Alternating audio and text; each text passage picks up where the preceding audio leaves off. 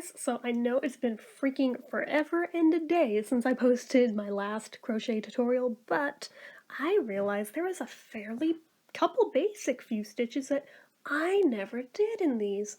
So we're going to do the first one today, and I'll try to remember to do the other ones coming soon, but I don't think I ever did the tutorial on crocheting in the front loops only, which is basically what it sounds like. I mean, you can do this with any type of crochet stitch, but I'm going to show it with single crochet today. Maybe I'll come back and do it with the taller stitches another day, just to stretch this out into more videos, honestly. But you can do this over any number of stitches. I'm just doing this as a test swatch, to show you guys. I'm just gonna chain 21. So 1, 2, 3, 4, 5, 6, 7, 8, 9, 10, 11, 12, 12. It's been a while since I've done this on camera. It's always weird. 13, 14, 15, 16, 17, 18, 19, 20, 21. Now, you can do your normal crocheting the first row however you like. I personally still am partial to going in the bumps on the underside so I get a nice clean edge, but most people, most sane people just go through the loops like a normal person, but disregard this step since it's not really necessary. It's just how I do it. So the first row is just a normal row of single crochets since you need that base layer to build on top of. So let's just get those stitched up real quick here. Won't take us long. It's a nice short row. I chose 21 since 1 is the turning chain. So we'll just go right ahead here. Whoop. Try that again.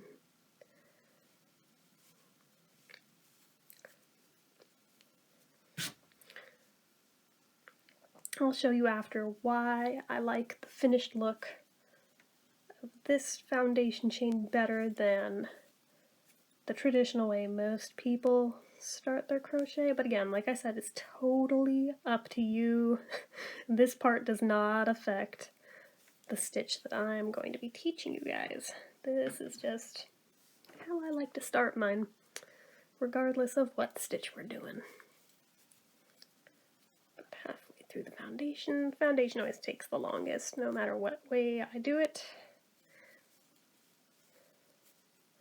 Partly since I'm counting in my head, partly since they're a bit tighter since it's that first chain that we're working into.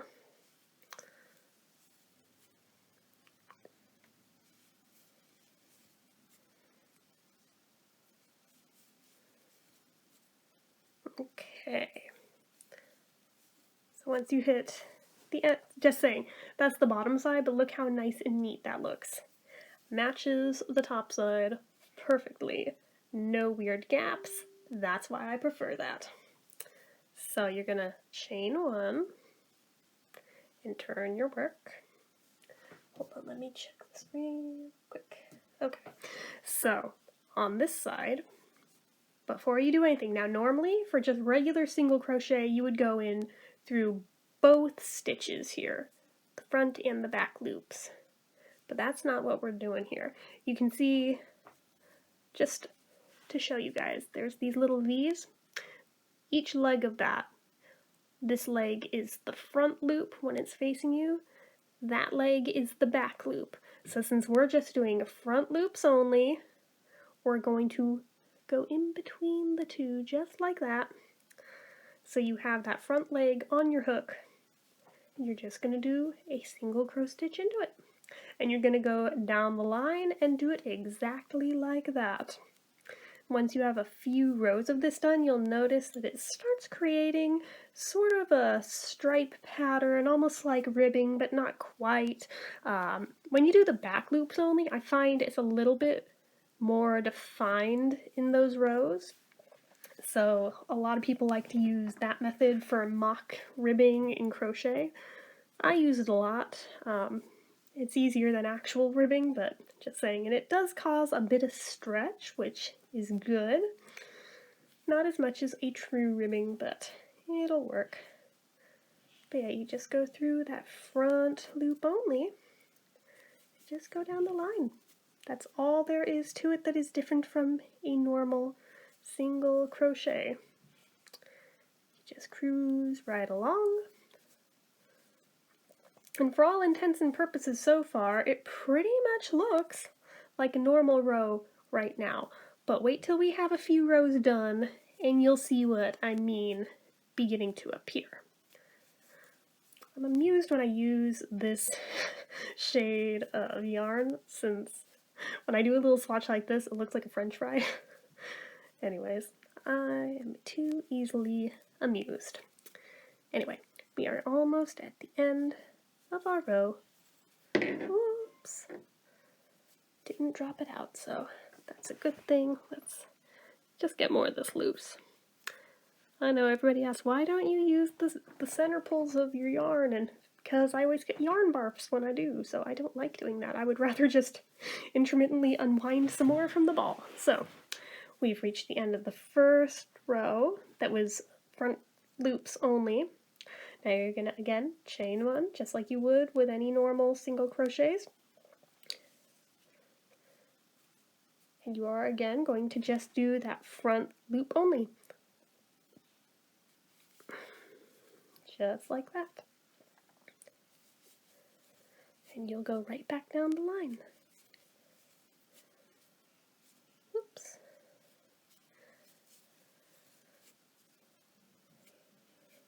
You just cruise. Actually, I split that stitch a little. Let's redo that one. Let's redo it. I messed it up a little. There we go. There we go.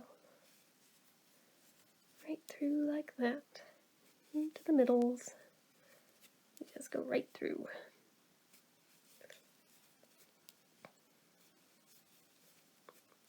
Now notice on this side of the work already, you're starting to notice there's a line here and there's a line here.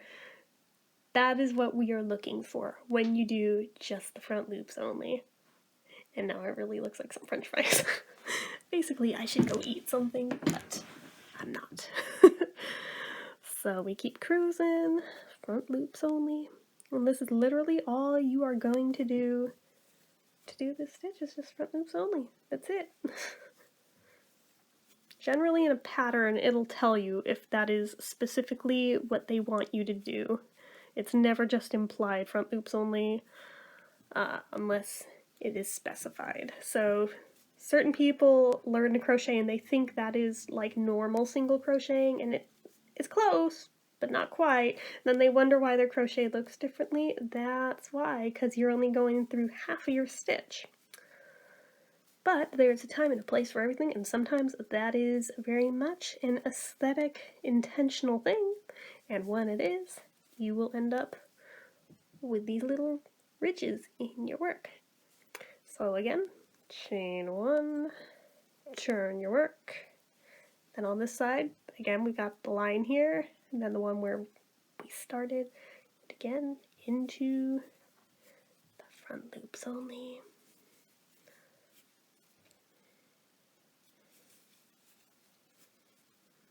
Like I said, it's all you're gonna do. I'll do a little more with you guys, and then I'll work up more of a swatch and show you how it all looks after the fact, okay? Sound good? I think that sounds good. But for anybody who's doing this along with me, just to learn the technique, I'll give them a little more time just to get the ropes and see what it is that you're looking for, ideally, to happen.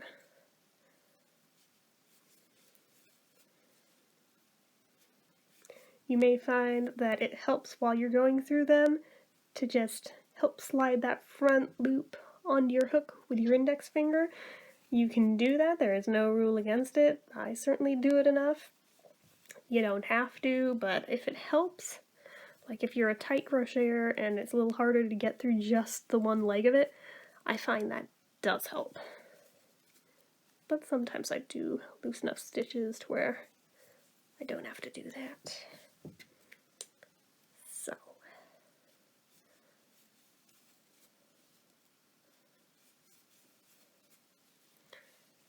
Now this is how it's looking. Yeah, you're starting to see it appear. Now see, when it's front loops only, it's not really stretchy, but when it's back loops only, for whatever reason, it seems like it's more stretchy. I'm not sure why that is. If anybody can explain, please do in the comments, because I would kind of like to know.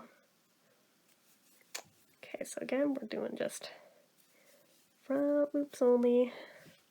I think I'll just finish out this row and then hit stop, work it up some more, and then come back to show you guys the results from going further with it instead of sitting you through like half an hour of the same thing over and over and over. Okay? Okay.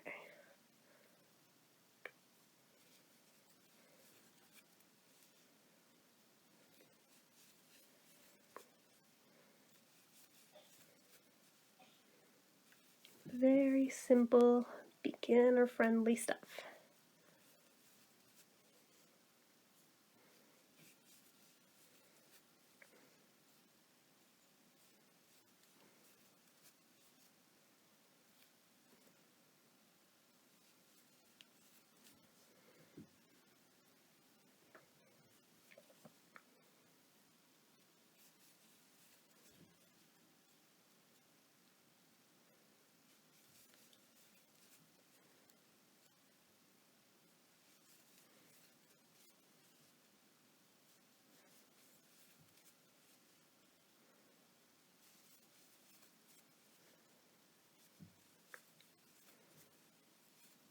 See, after a few rows, it's looking about like this. On the other side, looking about like this. So I'm gonna go complete some more rows of this and meet you back here in a little bit. Alright, so I managed to get a decent amount swatched here for you guys just so you can see. You can see where all the little ridgy lines are in it. The other side looks about the same. Obviously, if you were doing this in a piece of work, it would probably have better tensioning. This was literally just to make an example to show you guys, but get that tail out of the way. But yeah, it's mostly when you go through the front loops only, it's more of an aesthetic choice, and they're shallower ridges. It doesn't really have any more stretch than just general run-of-the-mill single crochet, whereas when you do through the back loops only, then it's like a deeper ribbing, and then it does stretch more. So when I show you guys the tutorial for that one, you will see what I mean.